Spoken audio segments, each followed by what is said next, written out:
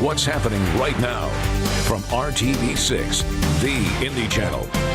We begin with new information that continues to roll into the RTV6 newsroom in the murder-suicide that has left 2 IMPD officers dead. It is a crime that has stunned the community. Kimberly Carmack shot and killed in her home by her ex-husband, Rick Anders, before he killed himself yesterday afternoon. Metro Police were already investigating allegations of domestic abuse, even seeking charges against him. And now we're getting new documents that reveal disturbing new allegations in the weeks leading up to their deaths. Let's start there with Call 6 investigator Rafael Sanchez, and you've been digging through those papers there. Eric and Todd, good evening. Let's look into these documents tonight. Kimberly Carmack's writings are chilling and heartbreaking. She was keeping track of months and years. She says that she lived in fear. Tonight, Kimberly Carmack, in her own words. Kimberly Carmack pleaded for help. In her request to a Marion County judge for a protective order, Carmack wrote, "Ryan has been emotionally, physically, and sexually abusive throughout our 6-year relationship." She said that he had showed up unexpectedly in several situations. "His aggression is escalating, and I'm extremely afraid for my life." On February the 17th, she noted that Anders followed her to work. She wrote, "He stayed on my bumper and was recklessly driving to scare me." Carmack pulled over into a parking lot, and Anders, she says, forcibly got into her car and would not get out for an hour and a half. She says she tried to send a message to her supervisor at least 6 times, and went on to write, "Ryan would delete it as I was typing." She recalled that Ryan told her if internal affairs got involved, he would lie to say that I ran over him and just left him there. On March the 24th, Carmack says she was driving westbound on 70 when she noticed Ryan following her. She managed to call supervisors who were able to help and let her get away. That protection order was approved on March the 31st. The judge believed that Sergeant Ryan Anders posed a threat and ordered him to stay away from Carmack and 3 other women and 3 addresses in Indianapolis. And Todd, at the time, Carmack was also asking the judge for $7,000 in medical expenses. So hard to hear what she was going through at that time. Heartbreaking. Rafael, thank you. So tragic. There is more tonight. New details that suggest police could have done more to prevent the murder-suicide. RTV6 has obtained internal memos that show investigating officers wanted to arrest Sergeant Ryan Anders more than 3 weeks before last night's execution of his ex-wife. Jack Reinhart joins us live tonight from police headquarters.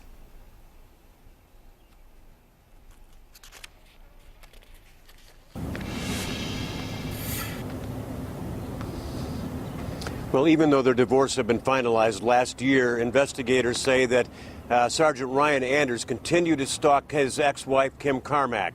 And those same investigators say that 3 weeks ago they had enough in evidence to arrest Anders, but the prosecutor's office failed to take action.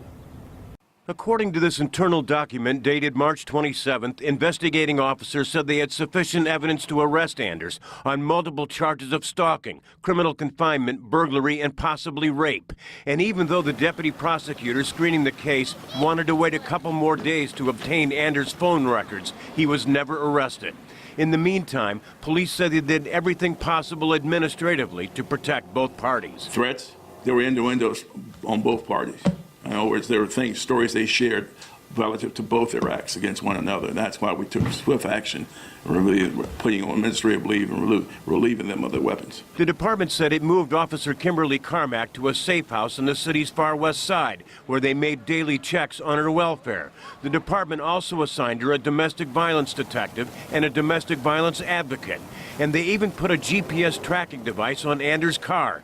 Police later learned that he borrowed someone else's vehicle to go to the scene of the crime. We know for a fact that he entered through the rear, back patio door, he fired a shot to enter the building, and at the same time he encountered his ex-wife where multiple shots were fired at her, striking her, killing her, and summarily turning the gun on himself. In the March memo, investigators told their superiors that Carmack was in grave danger, that Anders was still stalking her, and they had great concerns for her safety. Still, the department took no action based on evaluations by the department's doctors and employee assistance programs. Their job in assisting us is also making a determination if he, in fact, is a danger to himself and to others. And we rely on those recommendations because we legally have to take it forward.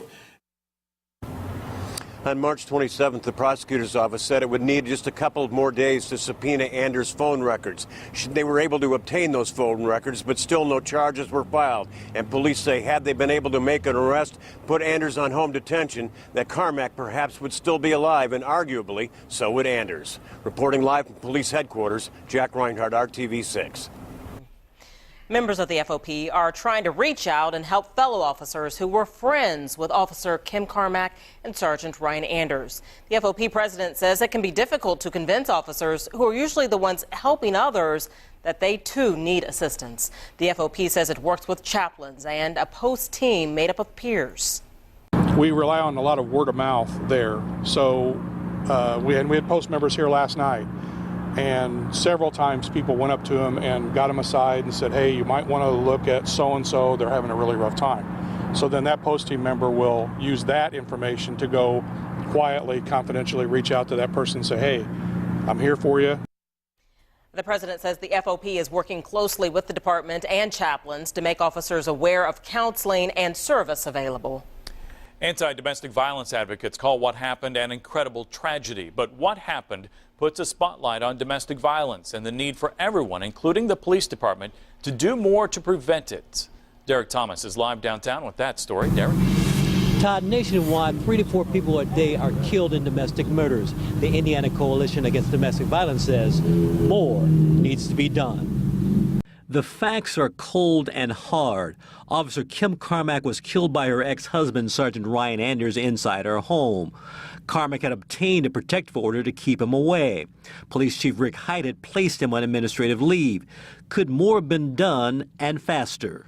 Departments have to do an incredibly good job about investigating and responding to cases of domestic violence where police officers are involved. There is a culture within the community that they protect their own. They often have a tendency to go lighter on officers who are perpetrators in these cases because it can mean the loss of their job. Barry quoted statistics that say police officers are 24 to 40% more likely to be involved in domestic violence than the rest of the population. But when it happens, it is still surprising. Literally, I collapsed. I got information from a coworker, and I just started crying and said, oh, God, no. Sergeant Dawn Higgins is recounting receiving the news that Carmack and Anders had been killed, and she is no stranger to domestic violence. She was a secondary victim. In 2002, her sister was held hostage by her brother-in-law at this house. Higgins came to the rescue. At one point, I thought he was going to shoot himself in the head, at which point I tried to stop it from being fatal and shot him in the stomach, at which point he returned fire and shot and hit me 4 times. Now, police officers are taking note and are armed with new information when they go on their runs. Live downtown, Derek Thomas, RTV6.